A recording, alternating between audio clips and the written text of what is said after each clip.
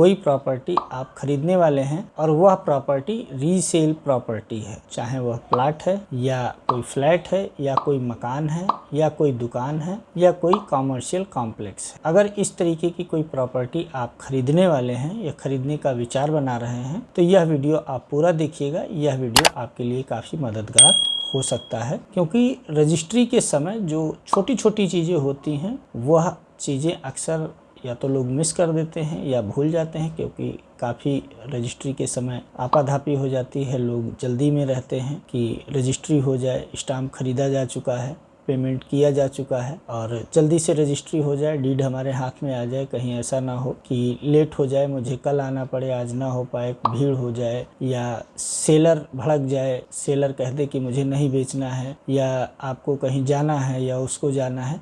कई तरीके की बातें रहती हैं, अलग अलग कंडीशन में अलग अलग चीज़ें होती हैं। तो लोग रजिस्ट्री के समय काफ़ी जल्दबाजी में रहते हैं, जिसमें बहुत सी ऐसी चीज़ें हैं जो भूल जाते हैं, मिस कर देते हैं। तो कुछ पॉइंट्स पर मैं इस वीडियो में आपसे बात करूंगा, ज़्यादा लंबा वीडियो नहीं करूंगा। और आपको अगर सही लगे, ज़रूरत पड़े तो आप इन पॉइंट्स को नोट कर सकते हैं अपने पास। अगर आप कोई प्रॉपर्टी खरीदने जा रहे हैं तो नोट कर लें, और नोट करने के बाद में आप स्टेप बाय स्टेप इन कामों को कर लें, जिससे आपको प्रॉपर्टी खरीदने में सुविधा भी रहेगी और आगे चल करके किसी भी तरीके की समस्या आपको नहीं होगी। जो प्रॉपर्टी आप खरीदने जा रहे हैं उसका आपको डॉक्यूमेंट कैसे चेक करना है और सारी कैसे चीज़ें चेक करनी है, वो सब वीडियो मैंने काफ़ी पहले बनाए हुए हैं। तो इस पर आज मैं आपसे बात नहीं करूँगा। मैं आज बात करूँगा रजिस्ट्री वाले दिन आपको क्या क्या चीज़ें ध्यान रखनी है। तो सबसे पहले तो मान लीजिए कोई प्रॉपर्टी आप खरीद रहे हैं, आपने पेमेंट किया हुआ है। तो अभी गवर्नमेंट की गाइडलाइंस ये है कि आप जो पेमेंट करते हैं या पेमेंट आपको मिलता है, अगर आप सेलर हैं तो आपको पेमेंट मिला होगा, तो दोनों लोगों का जो बैंक अकाउंट है जिसमें पैसे का लेन देन हुआ है उसको मैच करा लिया जाए और उसकी स्टेटमेंट की कॉपी रजिस्ट्री में लगाई जाए। तो होता क्या है कि जो नॉर्मल खरीद फरोख्त होती है, मान लीजिए आप अपने पैसे से खरीद रहे हैं, अपने पास से खरीद रहे हैं, तो उन रजिस्ट्रियों में केवल पेमेंट डिटेल लिख दी जाती है, उस पर ही रजिस्ट्रियाँ हो जाती हैं। कोई उसमें ऑब्जेक्शन नहीं करता है, जल्दी समस्या नहीं होती। लेकिन गवर्नमेंट की तरफ से ये कहा गया है कि आप बैंक स्टेटमेंट लगाएं। यही आप अगर आप किसी बैंक को इन्वॉल्व करके रजिस्ट्री करा रहे हैं, किसी बैंक से आपने लोन लिया है, तो बैंक आपसे आपके बैंक स्टेटमेंट की कॉपी मांग सकता है सेलर और परचेजर की, मैच करने के लिए कि इन्होंने पेमेंट दिया है तो ये पेमेंट इनके खाते में पहुंचा है या नहीं पहुंचा है। या आप डीडी दे रहे हैं तो डीडी, अगर बैंक इन्वॉल्व है तो वो अपना डीडी देगी। बाकी जो 25% आपको देना होता है उसके लिए आपका स्टेटमेंट वो मांगेंगे, वो स्टेटमेंट लगाते हैं। तो आप नॉर्मल खरीद फरोख्त में भी स्टेटमेंट का प्रयोग कर सकते हैं और उसको ज़रूर लगाएं। बैंक स्टेटमेंट जो आपका है, जो ट्रांजैक्शन आपने किए हैं उनको पैसे देने के लिए या लेने के लिए, उन सब चीज़ों को आप क्लियर कर लीजिए। और एक रजिस्ट्री के पहले, एक दिन पहले आप अपने एडवोकेट से उसकी ड्राफ्टिंग अपने पास ज़रूर मंगा लें। जो रजिस्ट्री टाइप होती है उसकी ड्राफ्टिंग करवा के आप ज़रूर मंगा लें, और जिसमें आप सारी चीज़ें, अपना नाम, पता, मोबाइल नंबर, आधार नंबर, पैन नंबर, ये सारी चीज़ें क्रॉस चेक कर लें। और रजिस्ट्री में जो पॉइंट्स लिखे हैं उन पॉइंट्स को भी आप चेक कर लें कि कौन कौन से पॉइंट्स इसमें लिखे हुए हैं, कि कौन कौन सी शर्तें हैं, क्या लागू होगा आज के बाद। उसके बाद में आप अपना जो पेमेंट डिटेल है, जो पेमेंट आपने दी हुई है, वो पेमेंट डिटेल, मान लीजिए ज़्यादा ट्रांजैक्शन है, 4-5 है, तो उनमें जो पेमेंट का मोड है, आरटीजीएस है, एनएफटी है, बैंक ट्रांसफ़र है, यूपीआई है और ट्रांजैक्शन आईडी वगैरह, ये सब भी आप उसमें मैच कर लें, मिला लें। और सेलर का आधार पैन अपने पास रखें, उससे भी उनकी सभी चीज़ों का मिलान कर लें। और प्रॉपर्टी की डीड को आप पूरी तरीके से, जो ड्राफ्टिंग है डीड की, वो आप पूरी तरीके से ज़रूर पढ़ लें कि कौन कौन से पॉइंट्स हैं और किन पर आगे आपको राज़ी होना है या आप राज़ी हो रहे हैं जिस पे आप दस्तखत कर रहे हैं।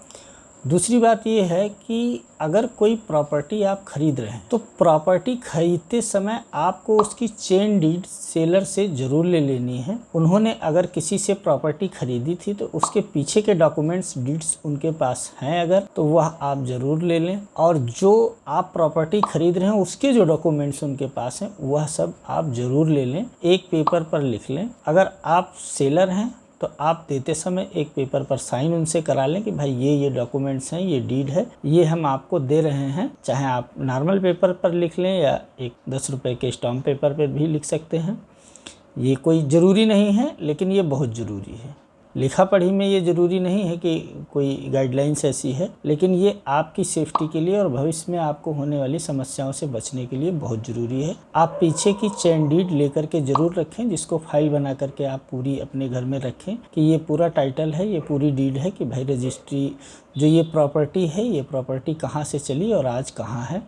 इसके लिए कभी आपको बैंक से लोन वगैरह लेना होगा या कभी कोई चीज़ ज़रूरत पड़ी तो आपको काफ़ी मदद मिलने वाली है। उसके बाद में तीसरा पॉइंट ये है अपना कि मान लीजिए कोई मकान है या फ्लैट है या प्लॉट है, उस प्रॉपर्टी पर नगर निगम, नगर पंचायत या किसी भी प्राधिकरण, किसी भी संस्था का कोई भी टैक्स, हाउस टैक्स या कोई भी टैक्स अगर बकाया है तो वह सारे टैक्स उस डेट तक जमा होने चाहिए सेलर के द्वारा। सेलर की जिम्मेदारी है कि रजिस्ट्री वाले दिन तक वह पेमेंट सारा जमा कर दें और उनकी जो रसीद है जमा करने की वह परचेजर को दे दें। अगर आप परचेजर हैं तो आपको ये ध्यान रखना चाहिए कि वो सारी चीज़ें आप उनसे ले लें। बिजली का bill, house tax, water tax, जो भी है सारी चीज़ें आप उनसे ले लें या संबंधित विभाग से वो NOC लेकर के आपको दे दें।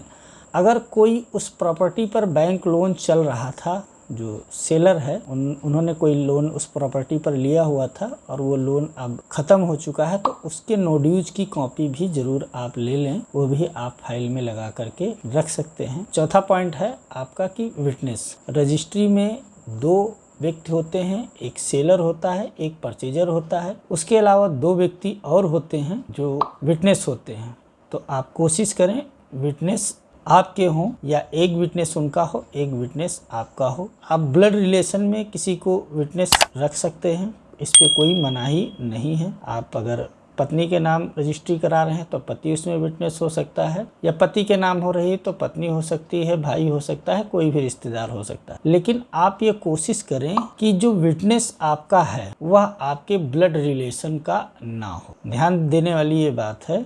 लोग कहेंगे कि भरोसा तो सबसे ज़्यादा अपने पर किया जा सकता है, लेकिन टेक्निकल अगर आप देखेंगे तो विटनेस जो हो वो आपके ब्लड रिलेशन का ना हो, वो थोड़ा आपके लिए अच्छा हो सकता है। लेकिन वह विटनेस ऐसा हो कि आपकी ज़रूरत पड़ने पर आपको उपलब्ध हो जाए, मिल जाए, आपके लिए समय निकाल सके। ऐसा भी नहीं कि रोड से किसी को पकड़ लिया, तहसील से किसी को पकड़ लिया या किसी को पकड़ लिया और विटनेस बना लिया। विटनेस ऐसा हो जिसकी ज़रूरत आपको अगर भविष्य में कभी पड़े, कोई वाद विवाद उस प्रॉपर्टी पर हो या किसी तरीके की समस्या हो, कहीं गवाही देना दोबारा पड़े या उनको पेश होना पड़े, तो वो जा करके आपके पक्ष में बोल सकें कि हाँ ये रजिस्ट्री, ये प्रॉपर्टी इन्होंने इनसे परचेज की थी, उस समय मैं विटनेस था और ये डील हुई थी जिसकी ये डिटेल्स हैं। अगर आपके ब्लड रिलेशन का रहेगा तो उसमें ये कहा जा सकता है, लोग ये कह सकते हैं कि भाई ये इनके भाई हैं या इनके पति हैं या इनके वो कोई भी रिश्तेदार हैं, ये इनके ही फेवर में गवाही करेंगे। तो जो आपके ब्लड रिलेशन के बाहर का रहेगा उस पर थोड़ा ज़्यादा ट्रस्ट किया जा सकता है कोर्ट के द्वारा या किसी भी संस्था के द्वारा, अगर जहाँ पर कोई मुद्दा आता है। तो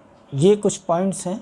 पॉइंट्स तो काफ़ी सारे हैं, वीडियो काफ़ी लंबा हो जाएगा, मैं बहुत वीडियो लंबा नहीं कर सकता हूं। अगर आपको ये वीडियो अच्छा लगा है तो आप चैनल को सब्सक्राइब करें और वीडियो को लाइक ज़रूर करें। और बहुत सही बातें ऐसी हैं जो रजिस्ट्री के समय आपको ध्यान रखनी चाहिए या प्रॉपर्टी खरीदते बेचते समय आपको ध्यान रखनी चाहिए, उन पर भी मैं एक वीडियो बना दूंगा। तो अगर इस वीडियो पर रिस्पॉन्स अच्छा रहा, आप लोगों ने पसंद किया और कमेंट करके मुझे बताया कि मेरे द्वारा दी गई जानकारी आपको कैसी लगी या कैसी लगती है, तो मैं ज़रूर इसको आगे कंटिन्यू करूँगा, इसका कोई और एक पार्ट अपलोड करूँगा। तो वीडियो लगभग 10 मिनट का मेरे हिसाब से हो चुका है। इस वीडियो को यहीं ख़त्म करते हैं। बाकी डॉक्यूमेंटेशन के बारे में प्रॉपर और कई चीज़ों के बारे में मैं अगला पार्ट इस वीडियो का अपलोड करूँगा। तो मिलते हैं आपसे किसी अगले वीडियो में, तब तक के लिए नमस्कार।